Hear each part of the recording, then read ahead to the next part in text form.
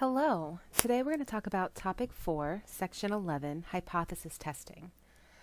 All right, so what we're doing here is something called a Chi-squared test for independence, or a Chi-squared goodness of fit test. So that X squared is really pronounced Chi-squared. Okay, so it helps us test the validity of claims. This is similar to what we did at the end of 4.10. So that last section when we talked about levels of significance, that's kind of what these are. Okay, so we're looking at, whether or not this pattern we've got, whether or not this data set occurred by chance, would we see it out there again, or is it this really obscure data set that is very unlikely to occur in the real world? Okay, so that's what we're doing here. So this is the breakdown of an hypothesis test. All right, so it's a formal procedure to determine if it's likely to occur or not. Okay, so there's 4 steps. First, you'll state the null and the alternative hypothesis. We'll get more into detail on that in a minute. Okay, but they should be complementary to each other. So, either success or failure. All right, the next thing you would find is the test statistic. So again, that's either with your Pearson, your Spearman, or your chi-squared. Okay, those are your options. Then you find your p-value, the probability that the test statistic occurred by chance. And then you state your conclusion. So again, this is very similar to the end of that 4.10. Okay, so whether or not we reject it or we fail to reject. We don't say we accept it, okay, because that sounds almost too sure, to be 100% sure that this is true, okay? Statisticians don't like to say that. So we either reject it or we fail to reject it, okay? So either it's not true or we fail to reject that, okay? Meaning something else could should show why it's not related, but for some reason they are, or you'll see again with more examples. Okay, so when do we use the chi-squared test? So suppose you believe there's an association between 2 variables. You study physics, you study higher level math. You own large property, you vote conservative. You get the flu vaccine, less likely to get the flu. So the chi-squared test assumes that they are not associated at all. Okay, it's just randomly collected data. Okay, when we calculate the probability of our data occurring by chance as if there's no association. Okay, that's what we're looking at. All right, now this is the chi-squared distribution curve. Okay, it's similar to the normal curve in the sense that the area underneath is 1 or 100%. The shaded area represents probability. Okay, but a big thing about this is, if you notice, it's not symmetrical. Okay, it's not a bell curve. Okay, it's shifted to the one side, and usually it's the upper tail or the right tail, because this would represent kind of a 0 probability. So we start at 0 and then we get pretty likely, and then usually the further out you go, the more unlikely it is. So the upper tail is usually the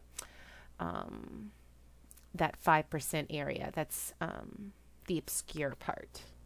Okay, so usually what I'm trying to say is this shaded part, we are testing at a 5% level for this shaded.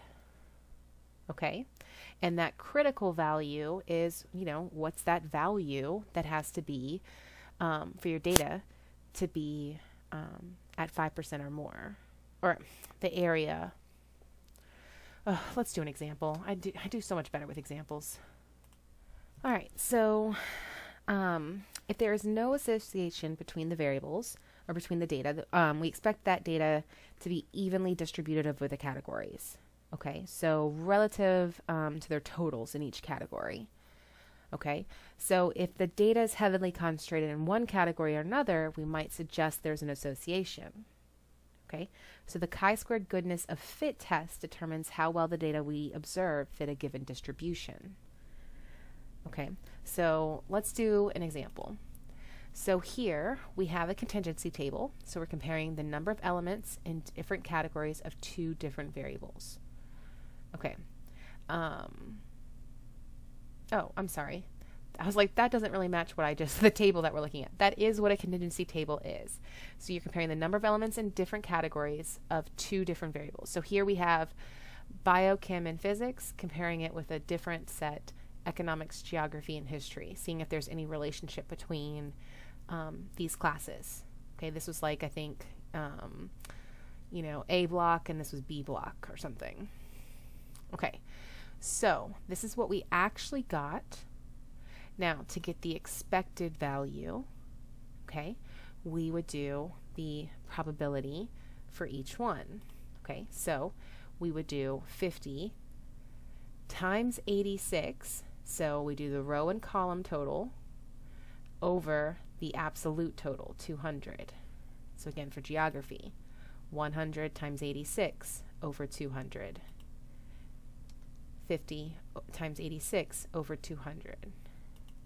50 times 74, right? So hopefully you're getting the pattern now. Okay, so these are our expected outcomes. Okay, these are the numbers we would expect to see. So now we want to compare them to the categories that we got. So we look at our frequency, so observed frequency and the expected frequency. Now, the formula for calculating the chi-squared statistic is simply this: observed minus expected squared. So you find that difference, you square it, and then over the expected. So observed minus expected, square it, divide by your expected. Okay, and then you do sigma, you total it all up, and there it is. There's our chi-squared. Okay, so now we can do the same thing on our calculator. So let's get out our graphing calculator. I'm going to clear whatever that was. And here we're going to type in our matrix. So we go to second, then the inverse of x. We're going to edit the first matrix, make it a 3 by 3. Now we're just putting the inside table. What I mean by that is just this table right here. This part is your matrix. Okay? So that's what we have right here. So we just go ahead and type in along 25, 46, 15, 15, like you're reading a book. Okay, so that's matrix A. So then we quit. We go to stat, tests. Then we go down to chi-squared test. We do matrix A was our observed. We'll make matrix B be what our expected is. We calculate it. Okay, and here you get our chi-squared, our P, and our degree of freedom. And if we go back to our stat list, if we go back to our matrices and we go to matrix B, look at what we have there. Matrix B is our expected outcome. So it found our expected values, and it found our chi-squared, our P, and our degree of freedom. Okay, so now let's do a chi-squared test for independence. Now, how would we write it out? Okay, you know, we need to show all our steps. So we're testing whether or not two variables are independent of each other. So first, we state our assumptions. We put aside all our beliefs. All right, we state that there is no association at all. That's what our first thing is, that there is no relationship. Okay, that's always the first one. So, stating the null and alternative hypothesis. All right, the first one, group 4 and group 3, so there's two different groups of classes, are independent of each other. Well, the alternative, okay, H1 is the alternative, that is saying that they're not independent. Okay, so no third option. They either aren't independent or are independent of each other, so there's no relationship, or they're not independent. Okay, we found our chi-squared. We found our p-value. Okay, notice it's written like this. Okay, so this means if the null hypothesis were true, the original one, they're independent, you could look at the data for 10,000 groups and you'd only be expect to find 4 groups with that correlation. Okay, so 4 out of 10,000, that doesn't seem very likely, right? So we commonly compare it to 0.5 significant level. Since our probability is so tiny, it's way less than 5%, we reject the hypothesis, okay, and fail to reject H1. They are not independent. Okay, they have to depend on each other. For that to have happened, for it to be so rare of an occurrence, there must be some kind of relationship between the two. Okay, think of it like that. The probability of it happening was so rare, there has to be a relationship. Okay, let's keep going. Okay, let's do another example. Okay, so here, read it through. You have 3 age groups and whether or not they like or dislike a movie. Okay, so use a chi-squared test for independence at a 5% level of significance. Okay, so first state your hypothesis. All right, the null hypothesis. Okay, opinion and age are independent. Alternative hypothesis, they're not independent. Calculate it with your calculator, right? Plug that stuff in. You get this spit out at you. Therefore, the chi-squared is 4.96. The p-value is 0.292. So we're at a 5% level of significance. The p-value is 0.29, or 29%. So 29% of the time, you'll get data like this. That's 1 in 4 times. That's pretty likely. So what I would do is I would say that is not likely. That is very likely to have happened. So they are independent. So when it's a higher percentage, they're independent, and we fail to reject the null. People get tripped on this all the time and get flipped back and forth. Understand your p-value and then relate it to your null hypothesis. This is pretty likely, okay? So it's going to be independent. Okay? All right. Okay, so with chi-squared goodness of fit test, you want to test whether the observed distribution of a variable fits a given distribution. So whether just our distribution fits the normal population. Okay? It doesn't have to be exact, but we can come to a conclusion with a little bit of certainty that it is, it's close enough, right? So we calculate the p-value. It's very similar, okay? One other difference is how you determine the degrees of freedom here. On this one, it's always n-1, okay? So the number of categories you put it into. So degrees of freedom, probably should explain that. So when it comes to degrees of freedom, I really like this example I found on the internet. So there are 7 hats you can wear, and there are 7 days of the week. You want to wear a different one each day. You don't really care about which hat you wear which day. So what are you going to wear each day? Well, on day 1, on Monday, you have 7 options.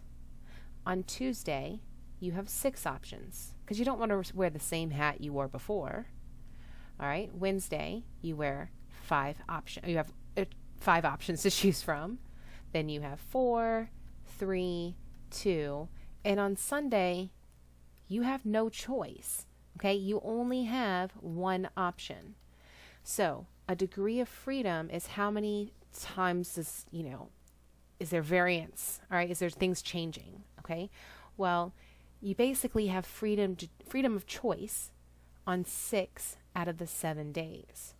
Think of it like that. That's what n minus 1 kind of comes from, okay? So out of the 7 days, choice, all right, it plays a factor in 6 of them. Okay, so let's do another example. So Lot likes to play board games, and she often uses her favorite dice. All right, she wants to make sure that her dice is not biased. So she rolls it 100 times and records the result. So write it all out. Okay, null and alternative hypothesis. So the null, all numbers come up with equal probability. Alternative hypothesis, they don't come up with equal probability. All right, so how do you calculate it? You need to do observed and expected. Well, this is what Lot observed. Okay. All right, this is what you should expect. Okay, you rolled it 100 times, 100 out of 6. 100 divided by 6 is the number of ones. All right, same for 2s, 3s. I know it's not exact, but that's the, you might as well put exact values in there. So the degree of freedom is 6 minus 1. There are 6 dice. 5 have choice. Think of it like that. Calculate your chi-squared. You can use your calculator. All right, you get 4.76.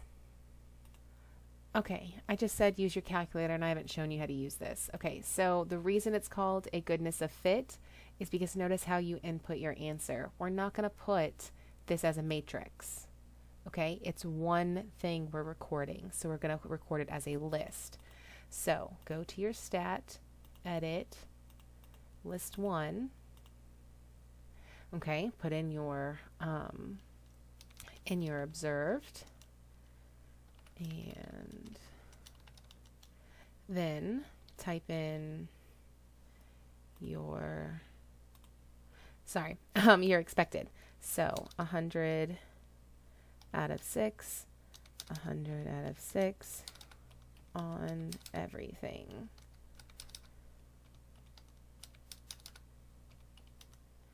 Okay, so now we can go back to stat, tests, go up or down to chi-squared goodness of fit. So now list 1 is my observed, list 2 is my expected. Degrees of freedom, there are 6. So 6 minus 1 is 5. Then we calculate it. We get our chi-squared of 4.76. All right, and all this, which all we care about, okay, is our p-value. Oh, it's right there. I thought we had to scroll. So our p-value is 0.445. So what's our conclusion? Well, since, we're comparing our critical value. Notice they didn't give a p-value. They said compare it with our critical value. Chi-squared is the critical value. 4.76 is less than it, so we don't reject the null hypothesis. Okay? All right. It's because the sample does not match the expected count, the difference can be because of chance. Okay? So it's not that random of a thing. Okay? More random would be greater than 11.07. Okay? 4.76 is like